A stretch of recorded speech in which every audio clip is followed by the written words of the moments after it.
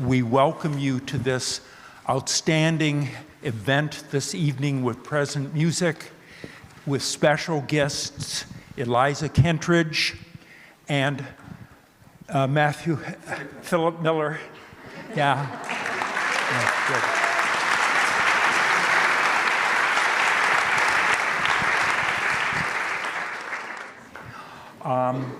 I'd like to briefly thank all of our staff at the Warehouse Art Museum.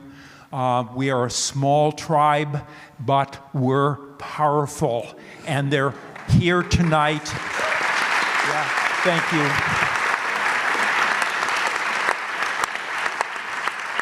And I also want to thank the Milwaukee Art Museum for their generosity, their cooperation, and their rising to the challenge of an event this large and complex. You'll see the complexity when the music is played and the videos are projected. I particularly want to single out Margaret Andira, who is here tonight. She's the interim senior curator of the Milwaukee Art Museum. I'm just going to begin with a question here. How many of you saw More Sweetly Play the Dance in 2018, either here or elsewhere? Okay, wonderful, wonderful. That filled the Baker Rowland Hall, 10,000 square feet. And who was the composer for More Sweetly Play the Dance?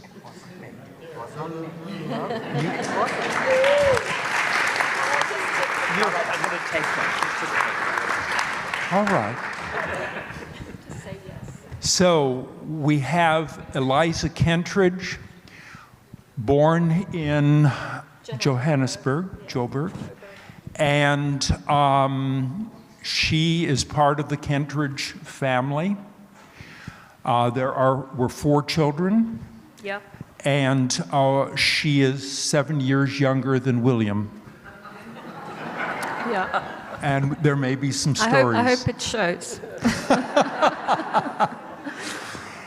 And William was here last week, almost exactly a week ago, and he was here talking from the podium, and all of the Center for the Less Good idea was projected on this back wall.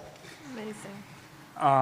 Philip has a composer from Cape Town. That's correct. Got that at least. And Philip, how many years approximately have you worked with William? It's somewhere around 25 years, so that's the broad span. Correct. Yes. Just at the time of democracy, at the end of apartheid. A very turning point for South Africa, yes. Yes. Eliza, you were at the rehearsal this afternoon of the music. Can you tell us a couple of things? First, what have you done for us that's particularly world premiere? Thanks, John. And firstly, it's really wonderful to be here, to be in this wonderful museum, but also to be with you and Eliza and you, the audience. It's our first time in Milwaukee, so we're excited to be here, firstly. So I thought this would be such an exciting venue that I would have to do something a little special, and nudged by you, John, let's not forget this. You mentioned Eliza's poetry, and I had happened when the book came out, and this had nothing to do with my own relationship with William. I bought the book, and I read her poetry, and I loved it. And as one does, I had a little poetry section on my bookshelf, and I put the book in there. And then when you said to me a while back, would you like to maybe consider writing some new material, new compositions using Eliza's poetry, I thought, what a wonderful idea. So we are premiering 4 songs from her poetry. And that's been a wonderfully exciting moment. And then in addition, I wanted to take certain works and collaborative works I'd done with William, which had not easily been sort of performed live, from an installation that was recently created in a place called Kaunas in Lithuania, which was known maybe to many people before the war, Jewish people, as Kovno, that get Kovno. And I thought, well, what a wonderful thing to do, a live performance of that. And then even more crazy, there was a wonderful project we did in Rome on the banks of the River Tiber called Triumphs and Laments, which was a walking processional opera that spanned over 500 meters. Is that? Yes? Yeah, I think it was. Yes. Yeah, it was huge. It was huge and it was crazy, but often projects with William are crazy, and one doesn't know you don't even think about it, what you're doing until you're right in the middle of it. But I had always wanted to do another performance of it, and short of going back to the Tiber, or perhaps we could have done this on Lake Michigan, but I wanted to do it, so there's a special new arrangement from Triumphs and Laments. So there's some really original arrangements happening tonight. I've given you a long answer rather than a short answer. Okay. A symphony rather than a quartet. Yes, exactly. Eliza, you heard the music, all of it, this afternoon. What is your reaction to the music and to hearing your poetry performed? Yeah, I heard it, well, it was yesterday afternoon, in what was the name of that center, which is actually, it seems to be an old synagogue, which is interesting. Yes. Zelazo. The Zelazo Hall, yeah. So Philip had got hold of me, I think, in April and said this was going to be happening. Was I okay with it? And I said yes. And then kind of I heard, basically I hadn't heard one note of what he had written until yesterday. I had sent him lines. We'd discussed the lines, because my poems, for those of you who may have seen the book, are pretty long. So too long on their own to be songs. So we chose some lines. We put together lines from different poems brought together. And you will have the lines to read. I think they'll be at your seats. So I had no idea what to expect, other than that I hoped and believed it would be great, because I know Philip's music from his work with William. But I really couldn't imagine what it would sound like, and I was completely blown away. I think you're all in for a huge treat with the music. The words, we don't know, but I think, it's just an honor. I felt very honored I do feel very honored to have my words put to music by this man, and that you've made it happen, John. Yeah.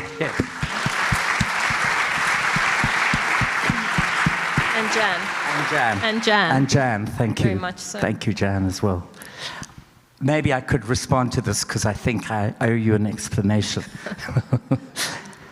I think what's interesting about this specific collaboration, and I've never actually collaborated with a poet before who's alive, I should say. Good.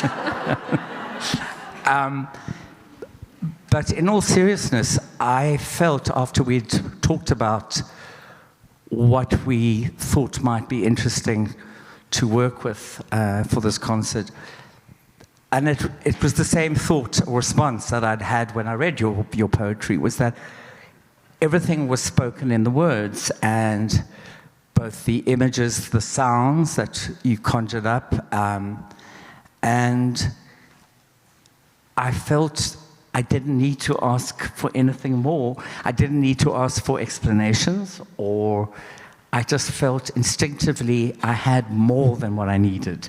So I hope that that goes some way in saying why I just worked in that way. Well, I was very happy. I mean, I am very happy with the way you work, but also I think I just trusted you because I know the kind of work you do, and I know you, not very well, but I do know you a bit. And yeah, so it's been a real exciting thing, wondering, what was happening. Because I live in England. This was happening, well, I don't know, Cape Town and Bellagio at one point. Or I have no idea where, but anyway. It's been a nice thing, wondering about it. Yes. Well, John, is there another thought you may have for us? Since, Eliza, you're here, last night you were talking in conversation with Susan Gosen of Dudonnet Paper Studio in Brooklyn, and it was a delightful conversation. William is working with groups of people all the time.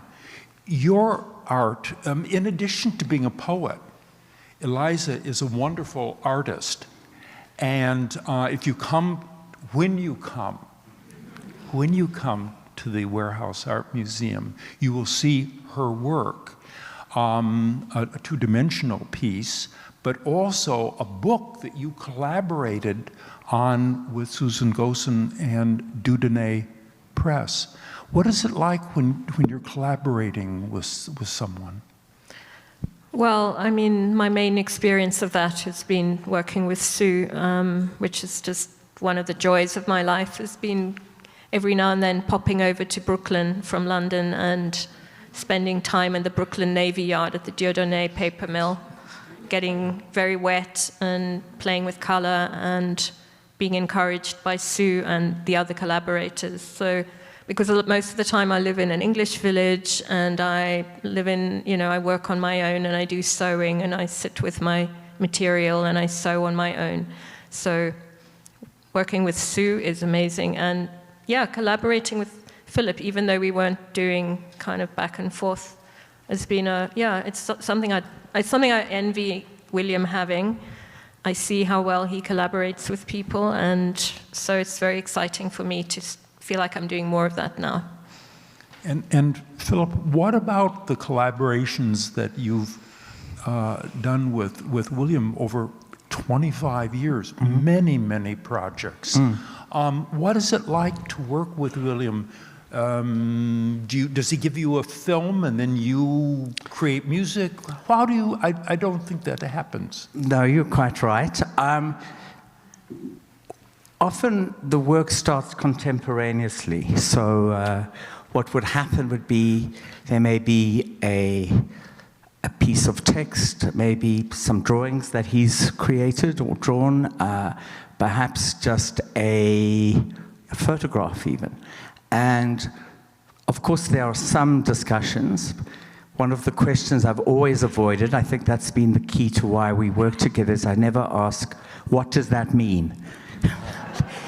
I think when I first did, in fact, what's wonderful tonight is a film that will be shown, my earliest collaboration with him, Felix in Exile, from the Soho Eckstein series, and that's quite scary to hear it. It was written in 1995, so it's quite a nerve-wracking thing to hear it after such a length of time. But on the point of what does it mean, when he came to me with this film, which was a completed film and probably one of the rarest at that point. He was going to use a slow movement of one of the Dvorak string quartets, and which was really lovely for me to be told, look, I could use the Dvorak, but I'm going to maybe ask you to try something. So, that was a great first chance to work with William.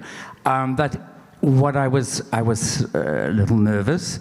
He wasn't that famous yet, but I was still nervous. And I thought, I'm not going to ask what this means. I'm going to just respond. with emotions and with just my own instinct. So it was a kind of intuitive, non-spoken process.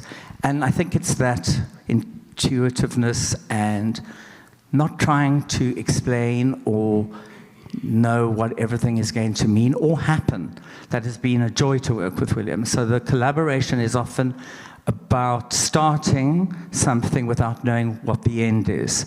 And you know, you can actually finish it and still not know what the end is, if you know what I mean.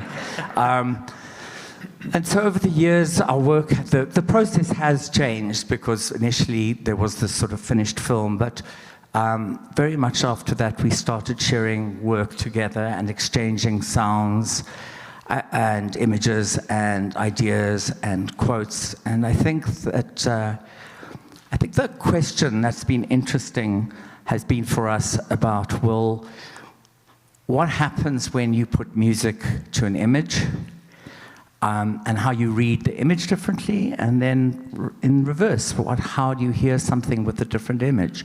And that kind of question is a constantly magical preoccupation of ours. And it continues. I think perhaps that's what's wonderful, is that we continue to be surprised by what happens.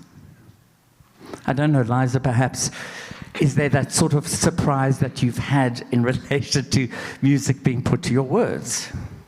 Oh, yeah. I mean, this is the first time that music has been put to my words, and just the way the singers, the music in between the words, and then the way the singers emphasize certain words, the way the composer has drawn out words. Yeah, it was like listening to, it was as though I hadn't written them. It was a whole new feeling about the words, and yet it was very much connected to the meaning, you know, what I'd written about. And yeah, I felt it was a very emotional thing, actually, hearing them. And I also felt like quite grand. It's like, oh my God, it's sort of, you know, a mixture of sort of Benjamin Britten and Schubert has like got hold of my book, and what's happened. So, you know, thank you. Last night you read your poetry at the Warehouse Art Museum, and it's a voice, your voice reading the individual lines. Philip, you said recently that most people think of the instrument of Africa, South Africa, as the drum. But you think of it as the voice. I'm thinking of the voice, the poet's voice, the singer's voice. Should I go first, or should you? Do you want maybe you? Well, I'll go, yeah. Because I don't really know about music, but yeah, certainly as a South African, the voices, the sounds of singing in different places that we grew up hearing, there is something incredibly beautiful about a lot of the singing you hear in South Africa, often without instruments. But Philip knows more about that. But it just suddenly reminds me of, for those of you who've seen my book, there are a lot of words which are in uppercase, the lines that are in uppercase. And I know that as I wrote them, they were like another voice, which I imagined almost as a choral. And one day, perhaps I'd like to hear something sung where there's a sort of chorus, like a Greek chorus almost, saying those words in a different way from the other words. I'm sorry, we just had two singers. I know, well, that's all right. That's another project. Yeah. Just talking about two singers, I do really want to mention this, because we talk about collaboration, but as the way I work, and it, you know, it reflects also, of course, with William as well, is I am not the composer sitting in a small village in England on my own, looking out at the, I'm not sure what you look out on, but... On a river. On a river. I tend not to be looking out on a river. I tend to often be in some form of studio or working space, often very urban. And I work and collaborate with an amazing, abundant richness of talented musicians and singers in South Africa, and some of whom I've worked with for over 20 years. So we talk about William, 25. I have worked with Ann Masina, this glorious, artist, performer, for close on 20 years. And those collaborations continue. The same with Tshegofatso Moeng. And just to say, of course, I wanted them to be here as well. Tshegofatso was saying he may come, but they have to prepare for tonight. But just to mention them and to ask you to just, I think it's really important that when you talk about collaboration, it's a really, musically anyway, I'm not the sole composer in the sense that I have a concept and I bring material and then it gets shaped, and there's a similar kind of process of exchange of, melodies, harmonies that come backwards and forwards. So my collaboration continues into the musical world of how I work. At some point, of course, one consolidates things and you start to edit and change and pull things. But that process is not an isolated one. And I just need to also acknowledge that in terms of the making. It's very important for me and to celebrate the wonderful people with me and who are here and you will hear tonight. We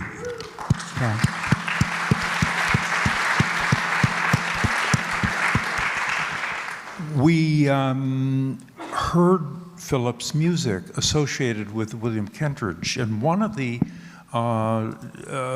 intentions we had was to invite him here with present music to play some other music, not collaborations necessarily with William. You recently, very recently, had a cantata in Lithuania? Lithuania, that's right. Just describe that a little bit, because I think it's cantata is a song. It's singing, right. It's voices. Yes. I mean, just to quickly respond back to this thing of the voice rather than the drum, I think the voice has become, and I am going to speak about the cantata, but if we have time, but I think it's really important to understand also our positions, and I think that's what's connected Eliza and I a lot with the material. Well, what I felt connected to her material was also growing up during apartheid. I came from a liberal, white, Jewish family, and there was, of course, this locked offness during apartheid, but yet the voice of protest, of course. How was protest often expressed in South Africa by black people? It was through song, through often, a funeral. These were the voices that were muffled. I sometimes think I hear them in a very muffled far awayness, which I think we talked about at something. Yeah, we did. And so voice has that kind of resonance that goes deeply into the psyche, into my psyche, and growing up with that. And then, in a way, my entry into Johannesburg life, because I actually moved from Cape Town to Johannesburg in around 94. And suddenly, those voices became clearer, and there I could work with someone like Ann Masina. And suddenly, everything was like right up in front. And in a way, that was the excitement of entering into democracy, was almost a new way of hearing. And I don't know, Eliza, do you have anything to say about what I've just said, or comment? No, I think I agree. I mean, I was in England by then, but it was such a wonderful time. But yeah, I don't really know what to add, because I concur. Okay. On the cantata, very briefly, because I'm sure we're going to be running out of time. It was a piece, and it probably, if I'd again known what it entailed, I would have said no. But it was, I was asked, the city of Kaunas in Lithuania was is still the cultural capital of Europe, one of the 3 cities. And they commissioned me to write a cantata, which is a big choral work, but with often a symphony, orchestra. And I was asked to write a piece about the history of Kaunas, but very specifically in relation to the history from kind of Holocaust into, and this is where it gets really complicated, and we're definitely not going to take a question on this. I will refuse because it's too complex, but also to look at the deportations by the Soviet Union. And of course, this was a hell of a task, and when the war broke out in Ukraine, it's become a very complex, and was a very complex project, and there were many challenges. But I'm very proud of it, and it was done also in kind of crazy circumstances. Over 200 people, singers, from klezmer bands to Lithuanian folk singers to an orchestra to 4 choirs. It was, again, something I'm not sure. One looks sometimes back at these projects and thinks, did I just do that? And how many, luckily my hair hasn't turned gray, but everything else has gone gray. And I think the Kaunas added, the cantata added definitely some gray hairs. So there you go. Good. Should we put some? I want to be mindful of time. What time is it? All right. I think we have a couple of minutes here for Q&A. Does anyone have any questions to ask Eliza or Philip?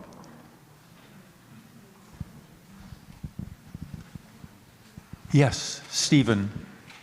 You might not want to answer this one either. I was reading your bio, the cantata you wrote about the Truth and Reconciliation Committee. So if you could say anything about that, or your opinion about the outcome of the Truth and Reconciliation. Just a tiny issue there. Yeah, just a little, you just want a soundbite, right? I think at the time, I'm going to answer this really, really in a very superficial way. At the time when I wrote this, I think there was a very different attitude to the Truth and Reconciliation Commission. After all, it was an extraordinary way in which we could enter into a form of democracy through, of course, the idea of being able to talk about what's happened. And of course, this was the opposite of the Nuremberg trials. However, and so it wasn't that complicated for me, other than the fact, and perhaps that was what made it a rich work, was that I worked with testimonies from people who I met and spoke with and got their investment into the project, which made it, I would say, something that became a very special thing. It became like a sound memorial. I think Justice Albie Sachs talks about this work as a sound memorial. But now, and this is where I'm going to just sort of, it's a much more complex situation looking at the TRC. Did it do what it meant to do? Has it helped or hinder the transformation of our society? And that's up for discussion. And I think the TRC has at times failed in that way. But that's a long conversation. That's another conversation. There will be many, many questions when you see the videos, hear Eliza's poetry, and I hope you all have a million questions. Any other questions right now, though? Good. Then I think I want to thank Eliza. Thank you very much for coming here, contributing your poetry to this concert. And Philip, thank you very much for your creativity. And I know that you will spend some time at the university talking to composition students. This is something that Present Music does. It's not the public side of Present Music, but when we bring performers and composers here, they oftentimes are in our schools. That's the power and the presence of present music. Okay, thank you very much. Thank you.